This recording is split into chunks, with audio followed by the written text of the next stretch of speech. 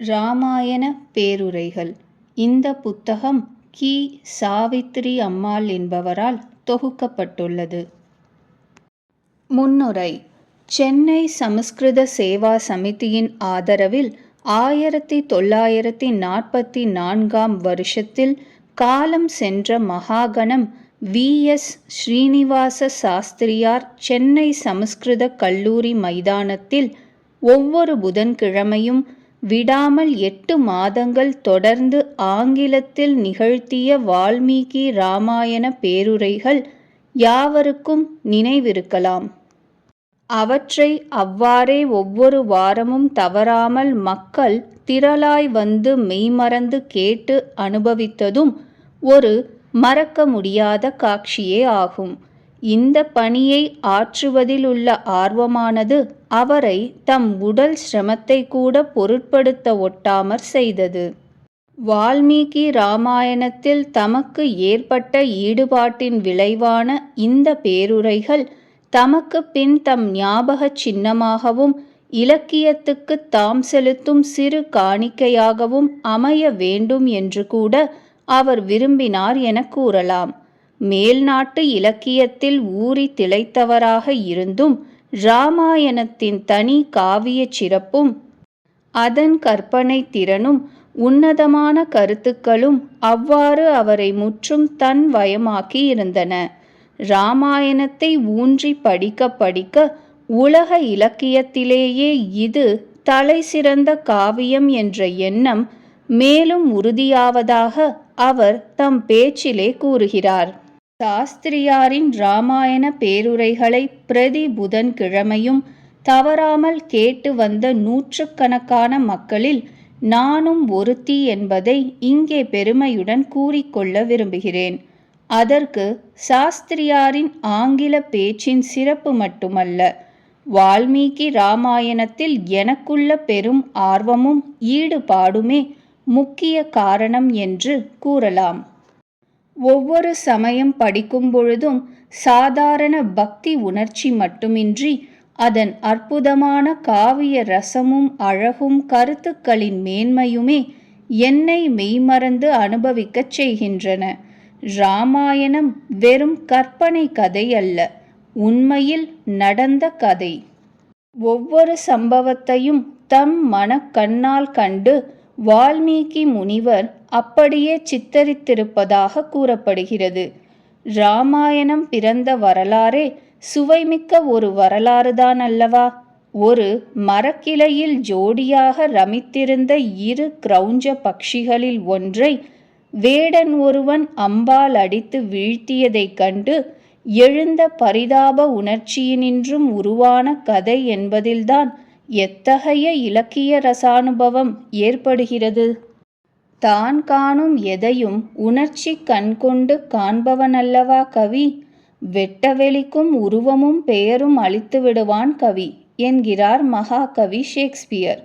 இராமாயணம் முடிவிலும் சக்கரவர்த்தியான ஸ்ரீராமர் தம் கதையையே தம் மைந்தர்களான குச்ச லவர்கள் பாடக் கேட்டு உள்ளம் நெகிழ்ந்ததாக கூறும் வரலாறும் உலக இலக்கியத்திலேயே மிகச் சிறந்த வரலாறு என்றுதான் கூற வேண்டும்.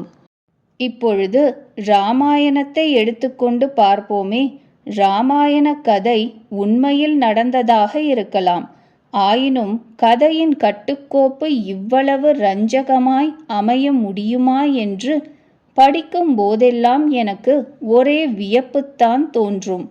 தற்கால நவீனங்களில் காணப்படும் கதை டெக்னிக் அநேக 1000 ஆண்டுகளுக்கு முன் இயற்றியுள்ள கதையில் அமைந்திருப்பது பெரும் ஆச்சரியமல்லவா? உதாரணமாக, பொழுது விடிந்ததும் ராமனுக்கு பட்டாபிஷேகம் என்றதும் பிள்ளை மேலுள்ள பாசத்தால் கைகேயியே தசரதர் கொடுத்த வரங்கள் நினைவுக்கு வந்தவளாய் பரதனுக்கு பட்டமும் ராமனுக்கு 14 வருஷம் வனவாசமும் விதிக்க வேண்டும் என்று கேட்டிருக்கலாமே. அவ்வாறின்றி அவள் மனத்தை கலைக்க மந்தரை எனும் ஒரு சிறிய பாத்திரம் வேண்டுமா? ஆனால் அதனாலன்றோ கதையின் சுவாரஸ்யம் அதிகமாகின்றது. தன் வாக்கு வன்மையினாலும் புத்தி சாதுரியத்தினாலும் சலனமற்ற ஓர் உள்ளத்தை அடியோடு மாற்றியதோடு அந்த சிறு பாத்திரத்தின் வேலை முடிந்து விடுகிறது. அதற்கு பிறகு அவளை பற்றிய பேச்சே இல்லை. மந்தரையின் தூண்டுதலுக்கு ஆளாகி கைகேயி மனம் மாறவில்லை என்றால் மேலே கதைக்கு இடமெங்கே? ராமனின் முடிசூட்டு வைபவம் இனிதே நடந்தேறியிருக்கும். ஆனால் அத்துடன் கதையும் முடிந்திருக்கும். இந்த திருப்பம் கதைக்கு எவ்வளவு கவர்ச்சியை அளிக்கின்றது! காட்டில் எதிர்ச்சையாக வந்த சூர்பனகை ராமனை கண்டு மோகித்ததன் விளைவு கதைக்கு மற்றொரு திருப்பம். அது இல்லையெனில் கதை மேலும் நீண்டிருக்க முடியாது.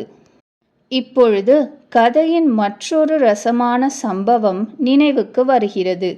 சீதையை அபகரித்து ராவணன் ஆகாய மார்க்கமாய் கொண்டு செல்லும் பொழுது தேவி கீழே மலை மீதிருந்த 4 வானரர்களை கண்ணுற்று சமயோஜிதமாய் தான் அணிந்திருந்த ஆபரணங்கள் சிலவற்றை உத்தரீயத்தில் முடிந்து அவர்கள் மத்தியில் எரிந்ததாக கதை.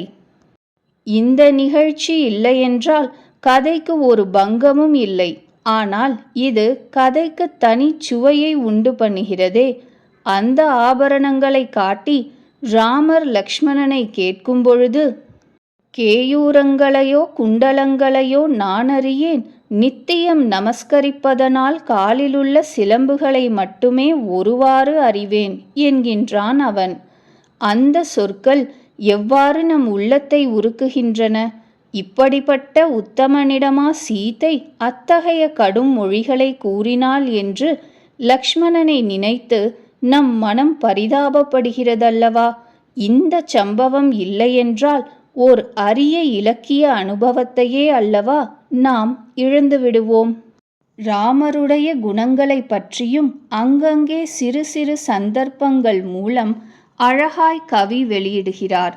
சக்தி ஆயுதத்தினால் அடிபட்டு லக்ஷ்மணன் உயிரிழந்தவன் போல் கிடக்கும் பொழுது ராமர் ஒரே சோகத்துடன், உலகமெங்கும் மனைவி கிடைப்பால், பந்துக்கள் கிடைப்பார்கள், ஆனால் உயிருக்கு உயிரான உடன் பிறந்த சகோதரன் எங்கே கிடைப்பான் என்று புலம்பும் பொழுது, ராவண வதம் முடிந்த பிறகு ஒரு நாள் தங்கி பிறகு அயோத்திக்குச் செல்லுமாறு விபீஷணன் வேண்டிய பொழுது, அயோத்தியில் என் வருகைக்காக பரதன் ஏங்கி தவித்து கொண்டிருக்கும் பொழுது நான் எப்படி இங்கே சந்தோஷமாக இருக்க முடியும்? அவனை பார்ப்பதற்கன்றோ என் உள்ளம் இப்பொழுது துடித்து கொண்டிருக்கிறது என்று ராமர் கூறும்பொழுது அந்த சகோதர பாசம் நம்மை எவ்வாறு மெய்சிலிர்க்கச் செய்கிறது! இவ்வாறு கூறிய ராமர் பிறகு அயோத்திக்கு போகும் வழியில் பரத்வாஜர் ஆசிரமத்தில் தங்கிய பொழுது நந்தி கிராமத்தில் பரதனிடம் தான் வெற்றிகரமாய் திரும்பி வந்திருக்கும் செய்தியை கூறி, அந்த சமயத்தில் பரதனின் முகத் தோற்றத்தை கவனித்து வந்து கூறும்படி ஹனுமாரை அனுப்புகிறார். 14 வருஷம் ஆண்ட பழக்கத்தில் ராஜ்யத்தில் பற்றுதல் ஏற்பட்டிருந்தால் அவனே ஆளட்டும் என்று விட்டுச் செல்வதாக கூறுவது பரதன் மீது கொண்ட சந்தேகத்தினாலா? அல்ல, புருஷோத்தமரான ஸ்ரீராமரின் அரும்பெரும் குணத்தையல்லவா அது காட்டுகிறது. ராமாயணம் என்றதும் ஹனுமாரை பற்றித்தானே முதலில் நினைவு வருகிறது. அவரை புத்திமான்களுள் சிறந்தவர் என்று வர்ணிக்கிறார் வால்மீகி. அது எவ்வளவு உண்மை! இலங்கையில் தேவியை தேடித் தேடி காணாமல் அலுத்து மனம் சோர்ந்து திரும்பி போவதா அல்லது மேலும் தேடி பார்ப்பதா என்று கலங்கும் இக்கட்டான நிலைமை ஏற்படுகிறதல்லவா? அத்துடன் பகைவர் உறையும் இடம், யோசனை கேட்பதற்கும் யாரும் இல்லாத பரிதாப நிலை. அப்படி இருந்தும் தாமே யோசித்து ஒரு முடிவுக்கு வந்து ஒவ்வொரு சமயமும் வெற்றியுடன் செயற்படுவது அவரது புத்தியின் தனி சக்தியே என்பதில் ஐயமென்ன? சிம்சுபா விருட்சத்தினடியில் தேவியை கண்டு அவர் மகிழ்வெய்திய சமயத்தில் ராவணன் அங்கு வந்து தகாத முறையில் தேவியை வேண்டியதையும் அவள் அவனை அடியோடு நிராகரித்து பேசியதையும் மரத்தின் மேலிருந்து நேரில் காணும் அரிய வாய்ப்பு கிட்டுகிறது ஹனுமாருக்கு. இந்த நிகழ்ச்சியில்தான் கதையின் சிறப்பு எத்தனை உச்ச நிலையை அடைகிறது! பதியை பிரிந்து சோகமே உருவான தேவியின் கற்பு நெறியை கண்டு ஒரே வியப்பில் ஆழ்ந்து விடுகிறார் ஹனுமார். இந்த தேவியை பிரிந்து ராமர் எப்படி உயிரோடிருக்கிறார் என்றே பெரிதும் ஆச்சரியப்படுகிறார். ஆகவே திரும்பி போய் ராமரிடம் அவர் கூறும்பொழுது, தேவி இருக்கும் திக்குக்கு அஞ்சலி செய்து கண்டேன் கற்பினுக்கு அணியை என்று பக்தி பரவசத்தோடு கூறுவதாக உணர்ச்சி பெருக்குடன் வர்ணிக்கிறார் கம்பரும் தன் இராமாயணத்தில். இவ்வாறு கதாபாத்திரங்களின் குணங்களும் இயல்பும் வெளியாகும் வண்ணம் கதையில் உருவாகியுள்ள சிறு சிறு ரசமான சந்தர்ப்பங்களும் தற்கால நவீனங்களை காட்டிலும் சிறந்த முறையில் அமைந்திருக்கும் கதை கட்டுக்கோப்பும் எவ்வளவு தடவை படித்தாலும் சலிப்பு தட்டுவதில்லை என்றால் அது வால்மீகி இராமாயணத்தின் தனி சிறப்பே என்பதில் ஐயமென்ன? சாஸ்திரியாரின் இந்த பேருரைகளை தமிழில் மொழிபெயர்க்க வேண்டும் என்று சில ஆண்டுகளுக்கு முன்பு சமஸ்கிருத சேவா சமிதியில் என்னை கேட்டபொழுது நான் சிறிது தயக்கத்துடன் தான் ஒப்புக்கொண்டேன். ஏனெனில் சாஸ்திரியாரின் ஆங்கிலம் தனி சிறப்பு வாய்ந்தது என்பது யாவரும் அறிந்ததே. அதை தம் சொந்த மொழியாக கொண்ட ஆங்கிலேயர்கள் கூட அவரது ஆங்கிலத்தை பெரிதும் பாராட்டி பேசினார்களல்லவா? அத்தகைய பெருமையை மொழிபெயர்ப்பு பாதிக்காமல் இருக்க வேண்டுமே என்ற கவலைதான் எனக்கு. மனதில் தோன்றியதை தீர ஆராய்ந்து அதற்கு ஏற்ற சொற்களில் தெளிவாய் வெளியிட்டு கூறுவதில் ஆர்வமுள்ளவர் சாஸ்திரியார். தாம் நினைத்து கூறியதை அவ்விதமே கேட்பவர்களும் புரிந்து கொள்ள வேண்டும் என்றும் ஆவலுள்ளவர். இது ஆங்கிலத்திலுள்ள இராமாயணத்தின் முதல் பேருரையை படித்தால் நன்கு விளங்கும். ஆகவே ஓட்டமும் விறுவிறுப்பும் உள்ள எளிய நடையாக இல்லாமல் ஆழ்ந்த கருத்துடன் அவரது உள்ளுணர்ச்சிகளும் கூட எழுத்திலும் பேச்சிலும் பிரதிபலிக்கும் ஆற்றல் மிகுந்தது அவர் ஆங்கில நடை என்று கூறலாம். இது அவருக்கு பெருமை ஊட்டுகின்றது. ஆனால் அவரது பேச்சை மொழிபெயர்ப்பவருக்கோ அது எவ்வளவு கடினமாகி விடுகிறது. மொழிபெயர்ப்பில் அவருடைய எண்ணங்களும் உணர்ச்சிகளும் சிறிதும் மாறாமல் அப்படியே வரவேண்டுமல்லவா? மொழிபெயர்க்கும் முயற்சியை மேற்கொண்டவர்கள் இந்த உண்மையை நன்கு அறிவார்கள். இந்த பேருரைகளை தமிழாக்கும் பணியை எனக்கு வாய்த்த பெரும் பேராகவே கருதுகிறேன். இராமாயண காவியத்தின் அழகையும் மேன்மையையும் நன்கு உணர்ந்து அனுபவித்து அதன் பலவேறு கதாபாத்திரங்களின் குணங்களையும் நுட்பமாக ஆராய்ந்து சுவைபட உயர்ந்த ரீதியில் ஆற்றியுள்ள இந்த பேருரைகளை தமிழாக்கும் முயற்சியில் ஆங்கில நடையின் நயமும் ஆர்வமும் அப்படியே மிளிர வேண்டும் என்ற அவா மேலோங்கியதனால் மொழிபெயர்ப்பு வேலையில் அவசரமில்லாமல் தேவைக்கு அதிக காலமே எடுத்துக்கொண்டேன். அது வீண் போகவில்லை என்றால் என் முயற்சி வெற்றிகரம் என்று நான் மகிழ்வெய்தலாம். மகாகணம் சாஸ்திரியார் தம் பிரசங்கங்களில் உள்ள குறைகளை பொருட்படுத்தாது கேட்க வேண்டும் என்று கூட்டத்தில் உள்ளவர்களை கேட்டுக்கொண்டது போல மொழிபெயர்ப்பில் உள்ள குறைகளை நீக்கி குணங்களை ஆதரவுடன் ஏற்றுக்கொள்ளும்படி நானும் வாசகர்களை கேட்டுக்கொள்கிறேன். இங்கு வாசகர்களுக்கு ஒரு விஷயம் தெரியப்படுத்த வேண்டியது அவசியமாகின்றது. ஆங்கிலத்திலுள்ள 9வது பேருரையில் சுருக்கெழுத்து எழுதுபவர் வராத காரணத்தினால் சாஸ்திரியாரின் சொற்பொழிவின்றி அவர் மேற்கோள்களாக காட்டிய வால்மீகி இராமாயண ஸ்லோகங்களே இடம் பெற்றிருப்பதால் அவ்வுரையை சேர்க்காமல் விடுவதே நலம் என்ற முடிவுக்கு வரும்படி ஆயிற்று. ஏனெனில் இந்த பேருரைகளின் சாரம் அனைத்தும் உரை நிகழ்த்தியவர் இராமாயணத்தை ஆழ்ந்து அனுபவித்து பண்ணிய நுட்பமான ஆராய்ச்சியில் அல்லவா அடங்கியிருக்கிறது. அதற்கு பதிலாக ஹனுமாரை பற்றிய உபன்யாசங்களை 2ஆக பிரித்து 30 பேருரைகளாக அமைத்திருக்கிறது. ஆகவே 30க்கு பதிலாக 29 பேருரைகளே இந்த புத்தகத்தில் சேர்க்கப்பட்டுள்ளன.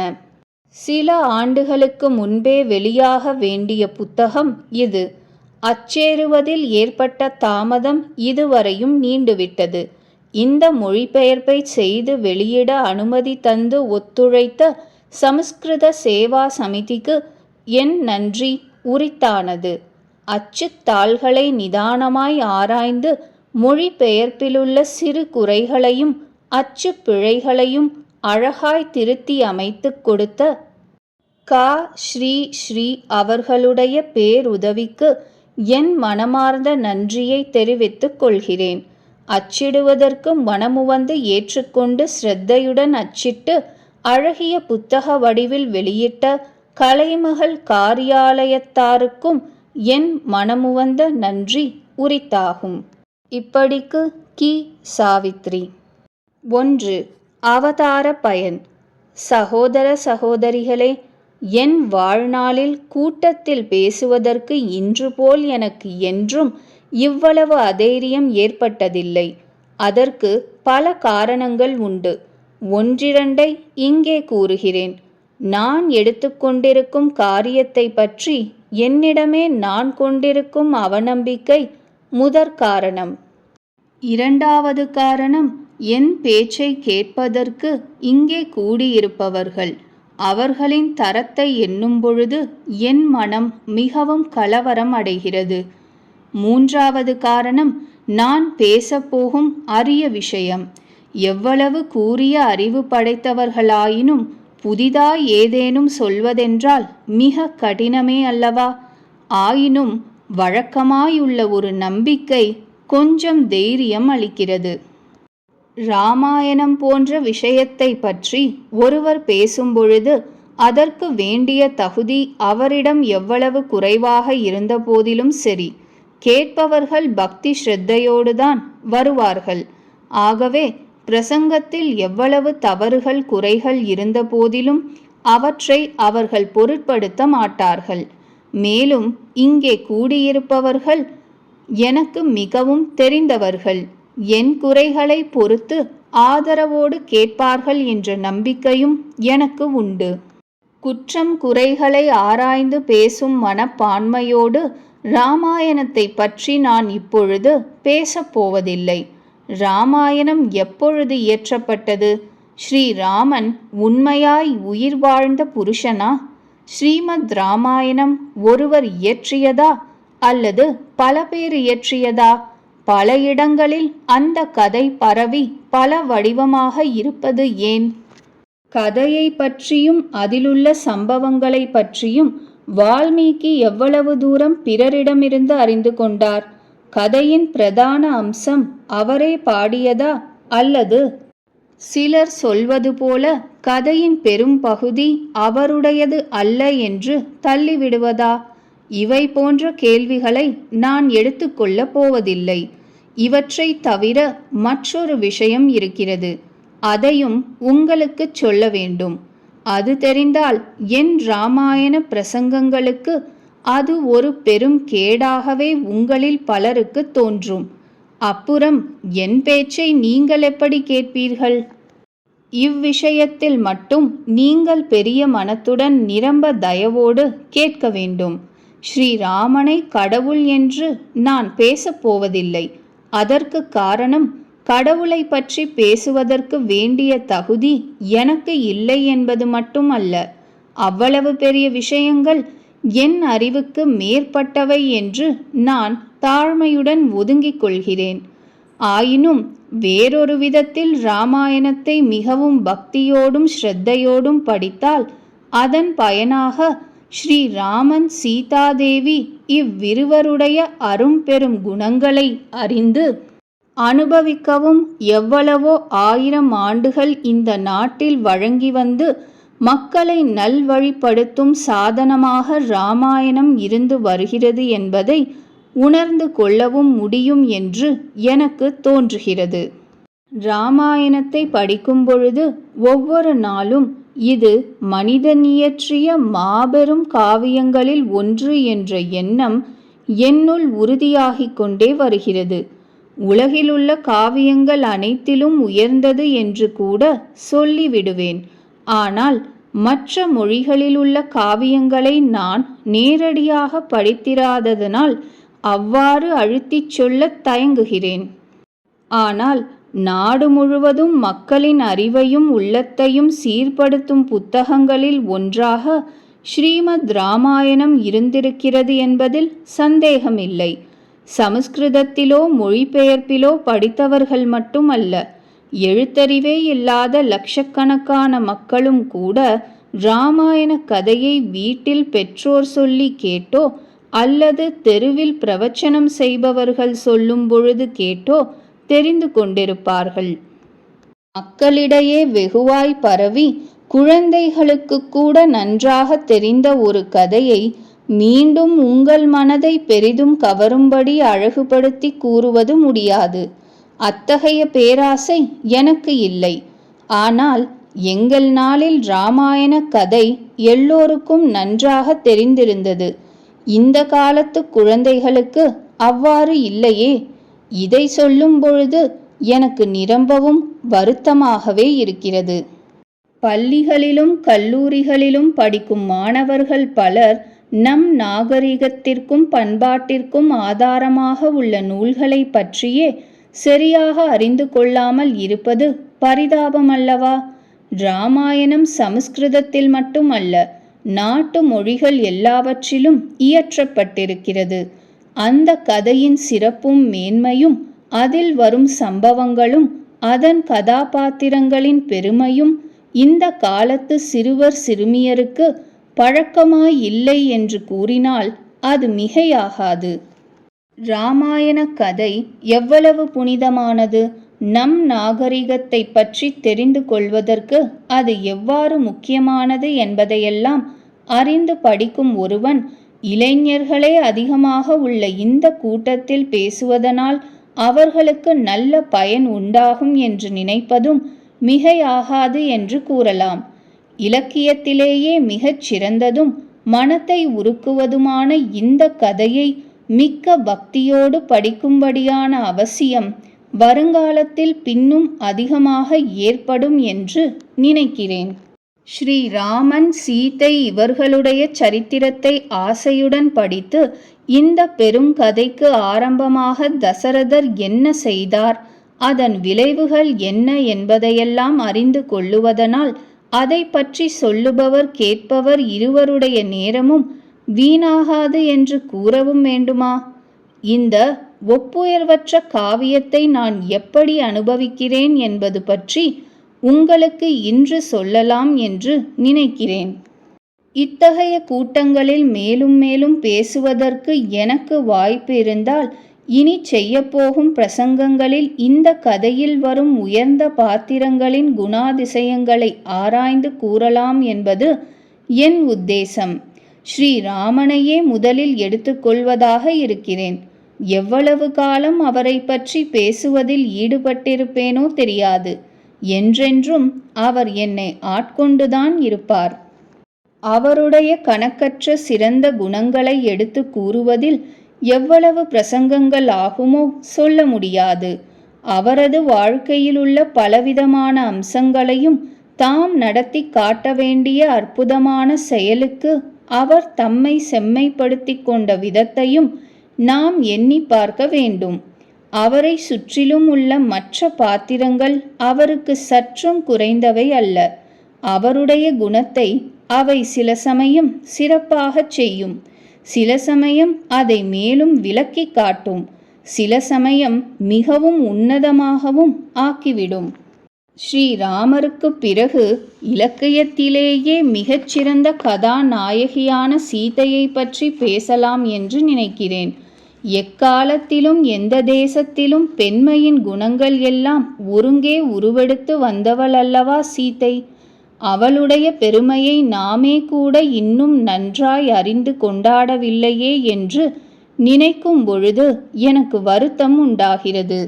பிறப்பினால் பெண் தாழ்ந்தவள், ஆண் உயர்ந்தவன் என்ற தவறான எண்ணமே அவள் எவ்வளவோ சிறந்தவளாக இருந்தும் அவளை சிலர் குறைவாக மதிப்பிடச் செய்திருக்கிறது.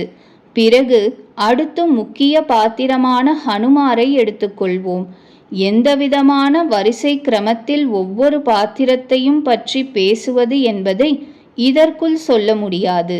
உங்களுக்கு தெரிந்ததோ அல்லது நீங்களே யோசித்து பார்க்காததோ அல்லது யாரேனும் உங்களிடம் ஏற்கனவே எடுத்து கூறாததோ போன்ற விஷயம் ஒன்றும் புதிதாக நான் சொல்லப்போவதாக எனக்கு தோன்றவில்லை. புதிதாக ஏதோ சொல்லத்தான் வேண்டும் என்று ஒருவன் தனக்கே விதித்து கொண்டாலன்றி ஏற்கனவே பலவிதமாய் சர்ச்சை செய்து தீர்ந்திருக்கும் ஒரு விஷயத்தில் இந்த பாரத நாட்டில் பிறந்த ஒருவன் புதிதாக ஏதேனும் சொல்ல முடியுமா? ஆகவே எனக்கு பட்ட சில கருத்துக்களை உங்களுக்கு கூறுகின்றேன். உங்களை விட நான் ஒன்றும் அதிகமாக தெரிந்தவனல்ல என்று இருந்தாலும் இதில் சிறிது நேரம் போவது வீணல்ல என்ற எண்ணத்துடன் நீங்கள் கேட்க வேண்டும். அதற்கு மேல் உங்கள் உள்ளத்திற்கோ அறிவிற்கோ பயனை எதிர்பார்ப்பதற்கு இல்லை. மேலும் இராமாயணத்தை பற்றி கேட்பதில் உங்களுக்கு சலிப்பு உண்டாகாது என்று நினைக்கிறேன். நான் ஒன்றும் விசேஷமாய் கூறாவிட்டாலும் எனக்கு ஒன்றும் அதிகமாய் சொல்ல தெரியாவிட்டாலும் இந்த பேச்சுக்காக ஒரு கூட்டம் வேண்டியதில்லை. ஆயினும் போனால் போகிறது. நல்ல மனிதர் ஸ்ரீராமனை பற்றிய பேச்சை கேட்பதனால் பொழுது வீண் போகவில்லை என்று நீங்கள் ஒருவேளை பிரசங்கத்தின் முடிவில் நினைத்து கொள்ளலாம். பெரிய மனத்துடன் நான் கூறுவதை ஏற்றுக்கொள்ளுங்கள். கடல் பெரியதாக இருந்தாலும் நாம் கொண்டு போகும் பாத்திரம் எவ்வளவு பெரியதோ அவ்வளவு தண்ணீர்தான் நிரப்பி கொண்டு வர முடியும் என்ற வசனம் உங்கள் எல்லோருக்கும் தெரிந்திருக்கும். என் நிலைமையும் இப்பொழுது அப்படித்தான். நீங்களும் இதற்கு மேல் ஒன்றும் செய்ய முடியாது. சிலர் நல்ல அறிவாளிகள். இத்தகைய பெரிய புத்தகங்களை படிக்கும் பொழுது பழங்காலத்து ஞானிகள் போல் சாஸ்திரங்களை கற்றுணர்ந்து அந்த ரீதியில் சிறந்த கருத்துக்களும் எண்ணங்களும் உடையவர்களாக இருப்பர். அந்த படியிலிருந்து இப்பொழுது அவர்கள் கீழே இறங்கி வர வேண்டும். என் இராமாயண படிப்பு நிரம்பவும் சாதாரணமானது. அறியாமையை தவிர வேறொன்றும் எதிர்பார்க்க இயலாது. அவரவர் சக்திக்கேற்றபடிதானே செய்ய முடியும். சில நாட்களுக்கு முன்பு ஒரு நண்பருக்கு என்னுடைய இந்த தன்னம்பிக்கை குறைவை பற்றி எழுதினேன். அப்பொழுது இம்மாதிரி ஏதோ சொன்னேன். கடற்கரைக்கு சென்றால் இயற்கையின் அற்புதத்திற்கும் விசித்திரத்திற்கும் சான்றாக எதிரே விரிந்து பரந்துள்ள கடல் தென்படுகிறது. ஒரு கவிஞன் என்ன செய்வான்? தான் காணும் காட்சியின் அழகை வியந்து அதில் மெய்மறந்து நிற்பான். ஒரு பெரிய தத்துவஞானி என்ன செய்வான் என்றால், வானவெளியில் இந்த மண்டலங்களை இணைத்து வைக்கும் பேராற்றலின் பெருமையை எண்ணி ஆச்சரியம் அடைவான். ஒரு கடவுள் பக்தனோ ஆகாயம், கடல், இந்த பிரபஞ்சம் ஆகிய அனைத்தையும் படைத்த பரமாத்மாவை நினைத்து கொள்வான். மேற்கூறியவர்கள் இருக்கட்டும். குழந்தைகள் என்ன செய்வார்கள்? மணலை கையில் அள்ளி ஒருவர் மேல் ஒருவர் வீசி எறிந்து விளையாடுவார்கள். உங்கள் மீது சிறிது மணலை அள்ளி வீசும் சிறு குழந்தையை போன்றவன்தான் நானும். என் இயல்புக்கு தக்கவாறுதானே நான் செய்ய முடியும். எல்லையற்ற கடலின் பெருமையை நான் அறிவேனோ? என் மீது அனுதாபம் கொள்ளாதீர்கள். எல்லையற்ற கடலுக்கு அனைவருமே வணக்கம் செலுத்துகிறார்கள். நானும் அம்மாதிரி என் வணக்கத்தை செலுத்துகிறேன். இராமாயணத்தை பற்றி பேசும் பொழுது என் மனப்பான்மையை பற்றி ஒரு வார்த்தை. இராமாயண கதையின் பிறப்பில் உங்களுக்கு உள்ள நம்பிக்கையை பற்றி எனக்கு தெரியும். மூவுலகங்களிலும் ராவணன் இழைத்த இன்னல்களை தாங்காமல் தேவர்கள் பகவானை சரணடைந்தார்கள். கருணாமூர்த்தியான பகவான் உலகத்தை காப்பதற்காக பூலோகத்தில் மனிதனாக அவதரித்தான் என்று நீங்கள் நம்புகிறீர்கள். உங்கள் நம்பிக்கைக்கு குந்தகம் விளைவிக்கும்படியாக நான் ஒன்றும் சொல்லப் போவதில்லை. நீங்கள் தாமாகவே அந்த நம்பிக்கையை மேற்கொள்ளவில்லை. இராமாயண புத்தகத்திலேயே அப்படித்தான் சொல்லியிருக்கிறது. வால்மீகியே ஸ்ரீராமன் கடவுளின் அவதாரம் என்றுதான் சொல்கிறார். அவருக்கு உதவியாக வந்தவர்களும் பகவானின் அம்சம் என்று சொல்லுகிறார்கள். இராமாயணத்தை எவ்வளவு தரம் படித்தாலும் ராமனை கடவுளின் அவதாரமாக கவி காட்டியுள்ள இடங்கள் எவை, சாதாரண மனித குணங்களோடு காட்டியுள்ள இடங்கள் எவை என்று பிரித்து சொல்வது சுலபம் என்று தோன்றவில்லை. சாதாரண மனிதனாக எழுதிய ராமனை பிற்காலத்தில் வந்த கவிஞர்கள் கடவுளின் அவதாரம் என்று ஏற்றி வைத்து சொல்லிவிட்டார்கள் என்று சொல்வது வெறும் ஊகம்தான். வால்மீகியே அந்த நம்பிக்கையோடுதான் கதை சொல்லியிருக்கிறார் என்பதில் சந்தேகம் இல்லை. இராமாயணத்தில் எவ்வளவோ இடங்களில் அப்படித்தான் இருக்கிறது. யாரும் அதை மறுக்க முடியாது.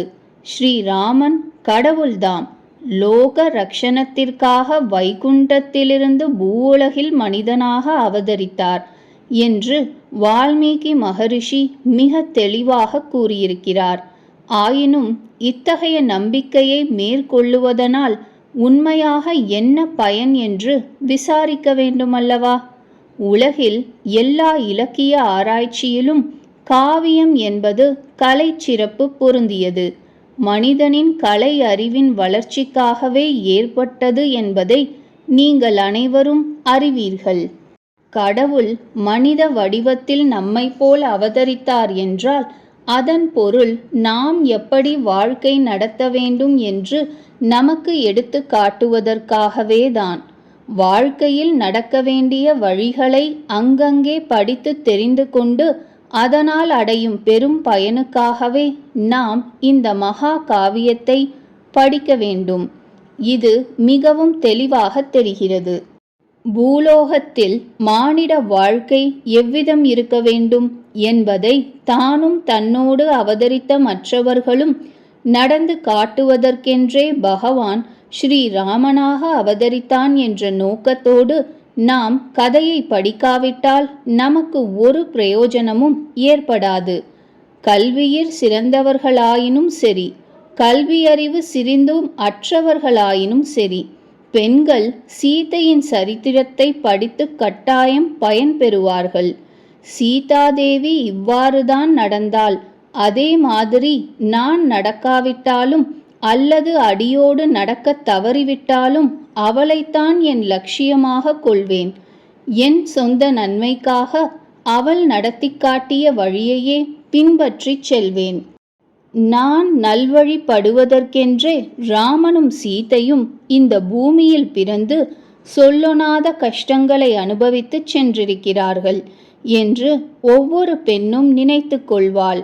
ஆகவே இந்த அரிய கதாபாத்திரங்களை கவி எப்படி சித்தரிக்கிறார், நமக்கு ஏற்படுவதை விட எவ்வளவோ மடங்கு அதிகமான அனுபவங்களை அவர்கள் பெற்றிருந்தார்கள் என்பதையெல்லாம் நாம் சிந்தித்து பார்ப்பதில் பயனுண்டு. ஆத்ம பிரயோஜனத்திற்காக இராமாயணத்தை படித்தால் மனித வாழ்க்கையில் நேர்வன போன்ற கஷ்டங்களை சாதாரண மனிதர்களைப் போலவே ஸ்ரீராமனும் சீதையும் இன்னும் மற்றும் உள்ளவர்களும் உணர்ந்து நடந்திருக்கிறார்கள் என்று கருதுவதில்தான் அந்த பிரயோஜனம் உண்டாகும் என்று எனக்கு தோன்றுகிறது. கதையை படிக்கும் பொழுது எப்பொழுதாவது எந்த இடத்திலாவது ராமன் அவதாரம் என்ற உண்மையை மனத்தை விட்டு அகற்ற இயலாமல், அவர் சுவாமி எது வேண்டுமாயினும் செய்ய முடியும், சீதையும் மகாலட்சுமி எதுவும் செய்யலாம், அவர்களை நாம் பார்த்து கொள்ள முடியுமா என்ற எண்ணம் தோன்றினால் கதையின் முக்கிய கருத்தையே நாம் தெரிந்து கொள்ளாமற் போய்விடுவோம். அவர்கள் சொன்ன ஒவ்வொரு வார்த்தை, செய்த ஒவ்வொரு செயல், அவர்கள் அனுபவித்த ஒவ்வொரு சந்தோஷம், துக்கம் யாவும் நமக்கு வெளிச்சத்தை தந்து வாழ்க்கையில் நமக்கு நேரும் இன்னல்களை தாங்குவதற்கு வேண்டிய மன உறுதியையும் பொறுமையையும் நிதானத்தையும் அளிக்குமல்லவா? இது சாத்தியமில்லாத காரியம். தம் இஷ்டப்படி கடவுள் நடக்கலாம். அவர் சர்வஜ்ஞர், சர்வ சக்தி உள்ளவர், எங்கும் நிறைந்தவர், யாவருக்குள்ளும் இருப்பவர். ஒரு விதத்திலும் அவரை போல் இல்லாத நான் என்ன செய்ய முடியும்? என்று ஒருவன் நினைத்துவிட்டால் கதையின் முழு கருத்தே பறிபோய்விடும். அப்புறம் அவன் இராமாயணத்தை படிப்பதே வீண்தான். ஸ்ரீமத் இராமாயணம் பூவுலகில் பிறந்த மனிதர்களை பற்றிய ஒரு காவியம் என்ற கருத்தில் படிப்பது ஒன்றும் பெரிய அபச்சாரமில்லை என்றே எனக்கு தோன்றுகிறது. அவ்வாறு படிப்பதே வால்மீகி மகரிஷிக்கு உரிய மதிப்பை அளிப்பதாகும். அவர்தாம் இராமாயணம் இயற்றியவர் என்று வைத்து கொண்டால் நன்னெறியும் நல்லொழுக்கமும் வாய்ந்த மிகச்சிறந்த ஆண்களையும் பெண்களையும் தம் கற்பனை திறத்தினால் படைத்து கொடுத்த பெருமையும் அவரை சேர்ந்ததாகும். எல்லோரும் இத்தகைய எண்ணத்தோடு படிப்பதே சிறந்தது என்று நான் கூறுவேன். எல்லோரையும் வசீகரிக்கும்படியான ஒரு நல்ல நாடகம் நடக்கிறது என்று வைத்துக்கொள்வோம். நாடகத்தில் வரும் பாத்திரங்களுள் ஒவ்வொன்றும் மிக பொருத்தமான வேஷம் அணிந்து தத்ரூபமாய் நடிப்பதாகவும் வைத்துக்கொள்வோம். கதாநாயகனுடனும் கதாநாயகியுடனும் ஒன்றிப்போய் நாம் மெய்மறந்து பார்த்து கொண்டிருக்கும் பொழுது திடீரென்று கதாநாயகன் வேடம் அணிந்திருப்பவன், நான் கோடியகத்து சுப்பு ஆச்சே, நான் பேசுவது எதையும் அப்படியே நம்பிவிடாதீர் என்று இரைந்து கத்தினால் என்ன சொல்லுவீர்கள்? மிகவும் சுவாரஸ்யமான கட்டத்தில் இப்படி மனத்தை கலைத்து, இது நாடகம்தான், நிஜ வாழ்க்கை அல்ல, கேவலம் நாடகம் அல்லவா பார்த்து கொண்டிருக்கிறீர்கள், வீணாக சிரமப்படாதீர்கள், கதாநாயகன் வேஷம் பூண்டிருப்பவன் கோடியகத்து சமையற்காரனை தவிர வேறு யாரும் அல்ல என்று கூறினால் எப்படி இருக்கும்? நாடகம் பார்த்து மெய்மறந்த நிலையில் இருக்கும் பொழுது நாடக பாத்திரங்கள் நாடக வச்சனத்தை விட்டு சாதாரணமாய் ஒருவரோடு ஒருவர் பேசத் தொடங்கிவிட்டால் உங்களுக்கு எப்படி இருக்கும்? நம்மை மறந்து பெரிய ஆத்மானுபவத்தில் இருப்பது போன்ற நிலைமையினின்றும் முரட்டுத்தனமாய் யாரோ நம்மை எழுப்பியது போல் தோன்றுமல்லவா? அந்த கற்பனை உலகமானது அப்படியே நம் கண்முன் இருக்க வேண்டும் என்றே நாம் விரும்புவோம். அது கலைந்து போவதை நாம் பொறுக்கவே முடியாது. சீதையை பிரிந்து ஸ்ரீராமன் அதிகமாகவே வருந்துகிறார் என்றால் அது வெறும் வெளி வேஷமே தவிர வேறல்ல. அவரது புலம்பலை நாம் அப்படியே எடுத்துக்கொள்ளக்கூடாது என்று உரையாசிரியர்கள் சொல்லுவார்கள். அதை கேட்க உங்களுக்கு கோபம் கூட வரலாம். பூலோகத்தில் நடைபெறும் நிகழ்ச்சிகளை காண தேவர்களும் கூட வந்தார்கள். ராவணன் சீதையை தூக்கிச் சென்ற பொழுது நாம் கோரியது நடந்துவிட்டது, இனி கவலையில்லை என்று தேவர்கள் சந்தோஷித்தார்கள். இவ்வாறெல்லாம் இராமாயணத்தில் இருக்கிறது. ஸ்ரீமத் இராமாயணத்தை எவ்வளவோ தடவை கேட்டிருக்கிறோம். ஒவ்வொரு சொல்லையும் ஆராய்ந்து எழுதிய நூற்றுக்கணக்கான வியாக்கியானங்கள் இருக்கின்றன. நாமும் ஒவ்வொன்றையும் விடாமல் ஊன்றி படித்து வந்திருக்கிறோம். ஆயினும் எப்படியோ இந்த கதையை மீண்டும் மீண்டும் படிக்கும் ஆவல் நம்மை விட்டு போவதில்லை. சாப்பிடுவதற்கு முன்போ அல்லது மத்தியானம் தூங்கி எழுந்த பிறகோ அல்லது இரவிலோ எடுத்து படிக்கிறோம். எந்த இடத்தில் எப்பொழுது கதை கேட்க போனாலும் இராமாயண பிரவச்சனம் செய்பவர் யாராக இருந்தாலும் நம் கவனத்தை மாற்றும்படியான விஷயங்கள் எவ்வளவு நேர்ந்த பொழுதிலும் கதையிலுள்ள ஈடுபாடானது இவை யாவற்றையும் மனத்தை விட்டு தள்ளும்படி செய்துவிடுகிறது. குழந்தைகள் கத்தும் அல்லது பக்கத்தில் உள்ளவர்கள் தூக்கத்தில் நம்மேல் ஆடி விழுவார்கள். எத்தனையோ வேண்டாத விஷயங்கள் கதையை கேட்க ஒட்டாமற் செய்யும். ஆயினும் இந்துக்களாக பிறந்து சரியான இந்துக்களாக வளர்க்கப்பட்டவர்களாக இருந்தால் நம்முள் ஏதோ ஒரு அமானுஷ்யமான சக்தி இருந்து நன்றாக நடிக்கத் தெரிந்தவர்களை கொண்டு நடத்தப்பெறும் ஒரு நாடகத்தை காண்பது போன்ற பிரமை களையாமல் இருக்கும்படி செய்கிறது. நம்முள் ஒவ்வொருவருக்கும் அத்தகைய ஆர்வம் இருக்கிறது. அதை நாம் காப்பாற்றி வருவதுதான் ஆச்சரியம். இந்த மகத்தான காவியத்தை படிக்கும் பொழுது நீங்களும் அத்தகைய மனநிலையில் இருக்க வேண்டும். ஏதோ ஒரு திட்டத்தோடு தான் அது பாடப்பெற்றிருக்கிறது. அது நிறைவேறுவதற்கு நாமே உதவி செய்யாவிட்டால் அப்புறம் இராமாயணத்தை படிப்பது வீண்தான். ஆகவே நாம் எந்த உணர்ச்சியோடு படிக்கிறோம் என்பதுதான் முக்கியமானது. அதில்தான் எல்லா விசேஷமும் அடங்கியிருக்கிறது. ஸ்ரீராமனை கடவுளின் அவதாரம் என்று நான் நினைக்கவில்லை. ஆயினும் அந்த உணர்ச்சி என்னை ஆட்கொண்டுத்தான் இருக்கிறது. கதையில் முற்றும் மனம் லயித்து போய்விடுவேன். நான் படிக்கும் பொழுது என் மனம் முழுவதும் அதிலேதான் ஊன்றியிருக்கும், வேறொன்றிலும் செல்லாது. கடின சித்தமுள்ளவனான நானே படித்துவிட்டு உணர்ச்சி வசமாகி விடுகிறேன். எந்த பக்கத்தை படித்தாலும் என் கண்ணில் நீர் வராமல் இருப்பதில்லை. ஒரு மென்மையான உணர்ச்சி, இலகிய மன நெகிழ்ச்சி, சகோதரர்களிடையே உள்ள பாசம், பிரிந்தவர்கள் மீண்டும் ஒன்று சேருதல், நட்பை போற்றுதல், நன்றி உணர்ச்சி ஆகியவை போன்ற மனிதனுக்கு நிரந்தரமாக உள்ள நற்குணங்களை பற்றிய இடங்கள் வரும்பொழுது என் கண்ணில் நீர் மல்கிவிடுகிறது. மேலே படிக்க முடிவதில்லை. கண்களை துடைத்து கொண்டுதான் மேலே படிக்க வேண்டும். உலகில் அடிபட்டு உள்ளம் மரத்துப்போன எனக்கு ஏன் இத்தகைய நிலை வரவேண்டும்? அப்படி என்னை பாதிக்கும்படியாக அதில் என்ன இருக்கிறது? விழிப்பு நிலையில் நான் ஒருபொழுதும் அறிந்திராதவையும், என் உள்ளத்தின் அடித்தளத்தில் இந்த மகத்தான கதாபாத்திரங்களை பற்றி நான் கொண்டிருப்பவையுமான பேரன்பும் பக்தியுமே அதற்கு காரணமல்லவா? ராமனும் சீதையும் இராமாயணத்தில் அல்லாமல் பிற நாட்டுக் கவிதை ஒன்றின் கதாநாயகன் நாயகியாக இருந்தால் கூட அவர்களை பற்றி படிக்கும் பொழுது என் மனம் அவர்களின் குணங்களில் ஈடுபட்டுத்தான் நிற்கும். இந்த நாட்டில் இருந்தாலும் வேறெங்கு இருந்தாலும் மனித இயல்பு மனித இயல்பாகத்தான் இருக்கும். அது ஒருபோதும் மாறாது. இராமாயணத்தை பற்றிய என் பிரசங்கங்களில் இவ்விஷயம்தான் முக்கியமானது. ராமன் கடவுளின் அவதாரம் என்பதை பற்றி நாம் இங்கே சந்தேகமே கொள்ளத் தேவையில்லை. அவதாரம் என்ற நம்பிக்கை எனக்கும் இருக்க வேண்டும் என்றுதான் நானும் விரும்புகிறேன்.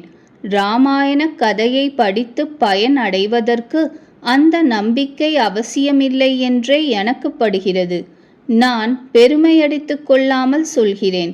ராமன் அவதாரம் என்ற பெரு நம்பிக்கையோடு படித்தும் சீதாராமருடைய சிறந்த வாழ்க்கையினின்றும் அறிந்து கொள்ள வேண்டியதை அறிய இயலாமற் போகிறவர்களை காட்டிலும் அத்தகைய நம்பிக்கையில்லாத நான் இராமாயணத்தை படித்து என் சுபாவத்தை திரித்து கொள்ள முடிகிறது. நாம் எல்லோரும் வானத்தின் கீழ் குடியிருக்கிறோம். அதன் கீழேதான் நாம் வாழ்க்கை நடத்துகிறோம். ஒருவரோடு ஒருவர் சண்டை போடுகிறோம். ஒருவரை ஒருவர் கொன்று விடுகிறோம். இந்த ஆகாயத்தின் கீழ் நாம் எவ்வளவோ காரியங்கள் செய்கிறோம். அதன் மேலுலகத்திலுள்ள சக்தி நம் வாழ்க்கையில் புகுந்து அதை திருத்தி அமைத்து நம்மையும் உருவாக்குகிறது. எதற்காக அப்படி செய்கிறது என்று யார் கேட்பது? அப்படி செய்வதென்னவோ உண்மை. நான் அதை நம்பினாலும் அதற்கு ஒன்றுமில்லை, நான் நம்பாவிட்டாலும் அதை ஒன்றும் செய்ய முடியாது. அது நிரந்தரமாக மாறாமல் அப்படியே இருக்கிறது. நாம் நினைப்பதொன்றும் அதை பாதிக்க இயலாது. நான் ஒரு விஞ்ஞானியாக இருக்கலாம், தர்க்க சாஸ்திர பண்டிதனாக இருக்கலாம், அல்லது இயற்கை ஆராய்ச்சியாளனாக இருக்கலாம். என் வாழ்க்கை தெய்வீகமான சக்திக்கு உட்பட்டதாக இருந்தால் நான் அதை மீற முடியாது. நான் ஒருவேளை அதை அறிந்து கொள்ளாமல் இருக்கலாம். ஆயினும் என் எண்ணம் ஒவ்வொன்றையும் அது பாதித்திருக்கும். என் செயல் ஒவ்வொன்றையும் அது சிறிதோ பெரிதோ அல்லது பிறருக்கு பிரயோஜனம் உள்ளதோ அல்லது பிரயோஜனமற்றதோ அதுவே உருவாக்கி இருக்கும். நான் செய்வது அனைத்தும் இந்த நிரந்தரமான சக்திக்கு உட்பட்டதே. ஆகவே ராமன், சீதை, ஹனுமார் ஆகியவர்கள் தெய்வாம்சம் பொருந்தியவர்கள் என்றால் பொருந்தியவர்கள்தாம். இராமாயணம் முழுவதிலும் அவர்கள் தெய்வாம்சம் என்பது தெரிகிறது. சில சமயம் ராமன் கடவுள் அவதாரம் என்றும் சில சமயம் சாதாரண மனிதன் என்றும் சொல்வது சீதை சில சமயம் வாழ்க்கையில் மகாலட்சுமியாக நடந்துவிட்டு வேறு சில சமயம் அவ்வாறு இல்லாமல் இருப்பது என்பது சாத்தியமல்ல. இது தவறாக இருக்கிறது. காரிய காரண ரீதிக்கு புறம்பாகவும் இருக்கிறது. இராமாயணத்தில் சில இடங்களில் மட்டும் தெய்வாம்சத்தை புகுத்தி மற்ற பகுதிகளை பிரித்து காட்டுவது அதன் அடிப்படையான தத்துவத்தையே அறியாமல் இருப்பதாகும். ராமன் கடவுள் அவதாரம் என்ற எண்ணத்தோடு நீங்கள் இராமாயணத்தை படிக்க வேண்டாம். கோடிக்கணக்கான மக்களை திருத்தி நல்வழிப்படுத்தும் ஓர் ஒப்புயர்வற்ற மகா காவியமாக அதை படியுங்கள், போதும். இன்னொரு வார்த்தை, இப்படிப்பட்ட ஒரு கூட்டத்தில் நான் ஒன்றும் விவரித்து கூற வேண்டாம், உங்களுக்கே தெரிந்திருக்கும். அவதாரம் என்ற இந்த கருத்தை ஒரு விதத்தில் எல்லா ஜீவராசிகளுக்குமே அமைத்து கூறலாம். நமது சாஸ்திரங்களை நன்றாய் கற்றுணர்ந்தவர்களே அதை சரியாக அறிந்து கொள்ள முடியும். ஒரு விதமாய் பார்த்தால் இந்த லோகத்திலோ பிற லோகங்களிலோ உள்ள ஒவ்வொரு பிராணியும் அகில பிரபஞ்சத்திற்கும் அகில உயிர்களுக்கும் ஆதாரமாய் இருக்கும் அந்த ஒரே வஸ்துவினின்றும் தோன்றியதுதான். அந்த ரீதியில் பார்க்கும் பொழுது நாம் எல்லோருமே அவதாரம்தான். ஆயினும் அந்த தெய்வாம்சமானது நம்மிடம் அவ்வளவு நன்றாக பிரகாசிக்கவில்லை. வேறு சிலரிடம் நன்கு பிரகாசமாக தெரிகிறது. தெய்வாம்சம் வேலை செய்வது கால தேச வர்த்தமான நிலையை பொறுத்து இருக்கிறது. கவனித்து பார்த்தால் இதில்தான் ஒருவன் சாதாரண மனிதன், ஒருவன் தெய்வாம்சம் பொருந்தியவன் என்ற வேறுபாடு புலப்படுகிறது. நல்லொழுக்கமற்ற சாதாரண மனிதனைப் போல் அல்லாமல் மேலான ஒருவனிடம் அமானுஷ்யமான தெய்வாம்சமானது நற்பயனை கருதி அடிக்கடி தெளிவாக புலனாகிறது. இதைத்தான் ஆத்ம பரிபாகம் என்று சொல்லுகிறார்கள். சிலர் இந்த ஆத்ம பரிபாகத்தை மற்றவர்களை காட்டிலும் அதிகமாய் பெற்றிருக்கிறார்கள். அவர்களுடைய பேச்சிலும் எழுத்திலும் இந்த தெய்வீகமான அம்சத்தை நாம் காணவும் கேட்கவும் சாத்தியமாகிறது. ஸ்ரீராமன். இனி அதிக நேரம் அவரை பற்றி பேசாமல் இருக்க முடியாது. மனிதனுடைய உயர்ந்த குணங்கள் யாவும் ஒன்று சேர்ந்து உருப்பெற்றார் போன்றவர் அவர். அவர் செய்வன பேசுவன எல்லாம் நம்மை அப்படியே ஆட்கொள்கின்றன. ஒவ்வொரு செயலிலும் பேச்சிலும் அவர் அவதாரம் என்பது புலனாகாமல் இருக்க முடியாது. அதனால்தான் மற்ற வீர புருஷர்களுடைய சரித்திரங்களை படிப்பதை விட ஸ்ரீராமனுடைய சரித்திரத்தை படிப்பது நமது ஆத்ம பரிபாகத்திற்கு உகந்ததாக இருக்கிறது. வேறு வாழ்க்கை சித்திரங்களை படிப்பதிலும் பயனுண்டு. மனப்பக்குவம் சற்று குறைந்த மனிதர்களும் இருக்கிறார்கள். நாம் படித்து பயனடைவதற்காக கவிஞர்களும் கதாசிரியர்களும் தமது புத்தி திறமையையும் கற்பனா சக்தியையும் கொண்டு இத்தகைய கதாபாத்திரங்களை படைத்து மனிதர்களுக்கு ஏற்படும் சம்பவங்களில் மனிதர்களுக்கேற்ற முறையில் நடக்கும்படி செய்கிறார்கள். இந்த கவிஞர்களும் கதாசிரியர்களும் அவ்வளவு திறமை மிக்கவர் அல்லர். ஆயினும் சாதாரண மனிதர்களை மிகச் சாதாரணமான நிலையில் இருப்பவர்களாகவே சிருஷ்டித்திருந்தும் அவர்களது கற்பனை திறனானது இந்த பாத்திரங்களை நம் மனத்தில் பதியுமாறு செய்துவிடுகிறது. இத்தகைய பாத்திரங்களை பற்றி படிப்பதில் நமக்கு பயனில்லாமற் போகவில்லை. பெரிய கதாசிரியர்களை எடுத்துக்கொள்வோம். சீட்டு ஆடுவது போல் அலட்சியமாய் படித்தாலன்றி அவர்களை பற்றி படிப்பது நலமளிக்காமற் போகாது. உள்ளத்தை உருக்கும் இந்த பெரிய புத்தகங்களை மனமொன்றி சிந்தனை செய்து படித்தால் விக்டர் ஹியூகோ என்ற பிரெஞ்சு ஆசிரியர் சிருஷ்டித்த ஜீன் வால்ஜீன் போன்ற கதாபாத்திரங்கள் நமது ஆத்மீக வளர்ச்சிக்கும் கல்வி அறிவின் வளர்ச்சிக்கும் பெரும் பயனை அளிப்பனவாகும். ஒருவன் கடினமான மனமுடையவனாக அறிவு விருத்திக்காக மட்டும் படிப்பவனாக இருந்தாலும் உலக நன்மைக்காக ஒரு மகான் இயற்றிய அரும்பெரும் காவியம் என்ற எண்ணத்தோடு இராமாயணத்தை படித்தாலும் போதும். அவனுக்கு பெரிய லாபமேதான். ஆனால் நாமோ இராமாயணத்தை வெறும் காவியமாக மட்டும் மதித்து போற்றவில்லை. இந்திய நாட்டின் சரித்திரத்தையே உருவாக்க உதவும் மாபெரும் காவியம் என்று அதை போற்றுகிறோம். இராமாயணம், மகாபாரதம் போன்ற புத்தகங்களை மக்களுக்கு நீதியையும் தர்மங்களையும் போதிக்கும் கிரந்தங்களாக கருதுகிறோம்.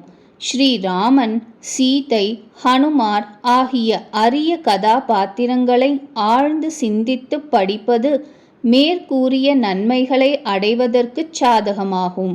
அவர்கள் எப்படி படிப்படியாக உயர்ந்த நிலைக்கு வந்தார்கள் என்பது நமக்கு புலனாகிறது. அவர்கள் பிறக்கும் பொழுதே உயர்ந்து விடவில்லை. ஸ்ரீராமன் பகவான்தான்.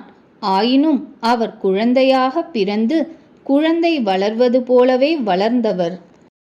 ஒரு பெரிய குரு அவரை கையில் பிடித்துக்கொண்டு வில்வித்தை, வாழ்வித்தை, யுத்த பயிற்சி யாவும் போதித்தார்.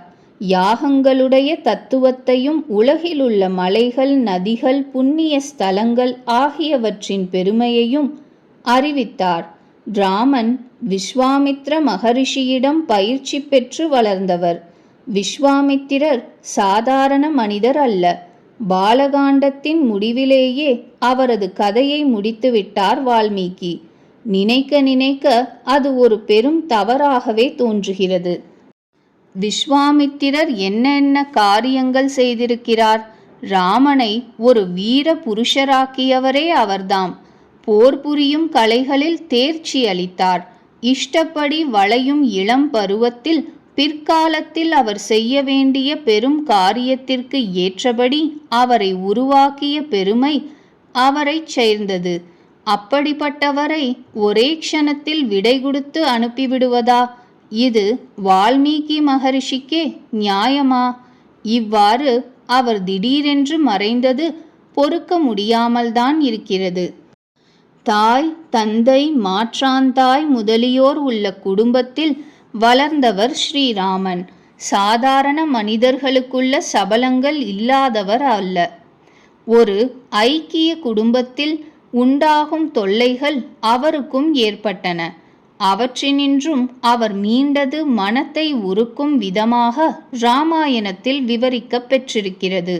ராமனுடைய குணத்தை சிந்தித்து படிக்க வேண்டும். ராமனை போன்ற ஒரு உயர்ந்த பாத்திரத்தை கண்டால் தற்கால பரிசீலனையாளர்கள் என்ன சொல்லுகிறார்கள் தெரியுமா? ஸ்ரீராமனா சுவாரஸ்யமில்லாத பாத்திரம், அதில் என்ன இருக்கிறது? இப்படி குற்றம் குறையே இல்லாத மனிதன் உண்டா? 100 பக்கங்கள் படிப்பதற்குள் அவர் என்ன பேசுவார், அடுத்தது என்ன செய்வார் என்றெல்லாம் கணக்காக கூறிவிடலாம். எது சரியோ, எதை செய்ய வேண்டுமோ அதைத்தான் அவர் செய்வார். நம்மை போல் இல்லை, அவர் நம்மை சேர்ந்தவரே அல்ல என்று பேசுவார்கள். குற்றம் குறையே இல்லாத ஒரு உயர்ந்த பாத்திரம் என்றால் அவர்கள் பொறுப்பதில்லை. என்னை போல் இதே சபலங்கள் உள்ள சாதாரண மனிதனாக இருக்க வேண்டும். காலையில் எழுந்ததும் நல்ல காப்பியாய் அருந்த வேண்டும், நன்றாய் சாப்பிட வேண்டும் என்றெல்லாம் விரும்பும் சாதாரண மனிதனாக நம்மில் பலரையும் போல் வாழ்க்கையில் அடிபட்டு தொந்தரவுகளுக்கும் கஷ்டங்களுக்கும் உள்ளாகி தத்தளித்து கொண்டிருப்பவனாக அல்லவா இருக்க வேண்டும் என்று நினைக்கிறார்கள். இவ்வளவினின்றும் அந்த உயர்ந்த மனிதன் எப்படி மீண்டு வருகிறான் என்று நாம் பார்க்க வேண்டும்.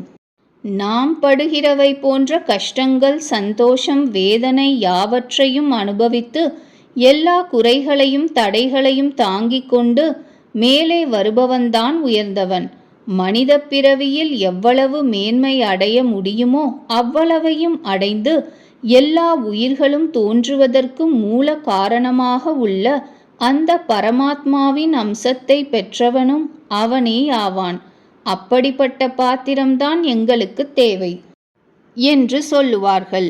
மனிதனல்லாத தேவ புருஷன் எங்களுக்கு தேவையில்லை. எங்களுக்கு ஒன்றும் அவனால் பயனில்லை. மனிதனுக்கு உள்ள உணர்ச்சிகளுடன் வாழ்க்கையில் ஏற்படும் சுக துக்கங்களில் சாதாரண மனிதனைப் போல் நடந்து கொள்ளும் ஒரு பாத்திரம் போதும். மனிதனாக இருந்து மனிதனுக்கு இருக்கும் குறைகளை கடந்து தன் தெய்வாம்சத்தை வளர்த்து முடிவில் மனிதர்களுடைய இதய சிம்மாசனத்தில் நிகரற்ற ஓர் அரசன் போல் அமர வேண்டும் என்று கூறுவார்கள். ஸ்ரீ ராமனை காட்டிலும் சிறந்த புத்திரனாகவும் சிறந்த கணவனாகவும் சிறந்த அரசனாகவும் சிறந்த மனிதனாகவும் வேறு யார் இருக்க முடியும்? அதுதான் இராமாயணத்தின் சிறப்பு. ராமனை பகவானாக நினைத்து படிப்பவனுக்கு பயன் ஏதும் இல்லை. சாதாரண மனிதனுடைய கதை. மனிதர்களின் நடுவிலேயே வாழ்ந்தவன், ஒரு மனிதனால் விவரிக்கப் பெற்றவன் என்ற எண்ணத்தோடு படிக்க வேண்டும். அப்படி படித்தால்தான் நாம் தெரிந்து கொள்ள வேண்டிய அரிய பல பல விஷயங்கள் அதில் புதையல் போல் கிடக்கின்றன என்பது விளங்கும். ஸ்ரீ ராமனை பற்றி பேசுவதில் எவ்வளவு காலம் ஆகும் என்று சொல்ல முடியாது. ஆயினும் எவ்வளவு நேரம் அவரை பற்றி பேசினாலும், எவ்விதம் அவர் நடத்தை பற்றி பேசினாலும், எப்படி அவர் குணத்தை பற்றி அறிந்து கொண்டாலும், கதை முழுவதும் அவரே வியாபித்திருப்பதனால் நல்ல படிப்பினையாகவே இருக்கும். ராமன் சகல அறிவும் சகல நற்குணங்களும் பொருந்தியவன், உத்தமன், பிறந்ததிலிருந்து கடைசி வரையில் தவறே செய்யாதவன் என்றெல்லாம் எண்ணிக்கொண்டு படிக்க வேண்டாம் என்று உங்களை கேட்டுக்கொள்ளுகிறேன். அப்படி படிப்பதில் என்ன பிரயோஜனம்? எல்லோரையும் போல அவரும் கஷ்டப்பட்டார். மனச்சபலமும் பலவீனமும் அவருக்கும் இருந்தன. என்ன இப்படி பேசுகிறேன் என்று ஆச்சரியப்படாதீர்கள். இப்படி சொல்வதனால் ஒன்றும் பெரிய அபச்சாரம் நேர்ந்துவிடாது. தம் உள்ளத்தில் உண்டான சபலங்களை அவர் அடக்கி வென்றவர், அடக்கி வென்று மேலும் உயர்ந்து நிற்பவர். இந்த ரீதியில் ராமனை பற்றி படித்தால்தான் எவ்வளவோ அரிய பெரிய விஷயங்களை நாம் தெரிந்து கொள்ள முடியும்.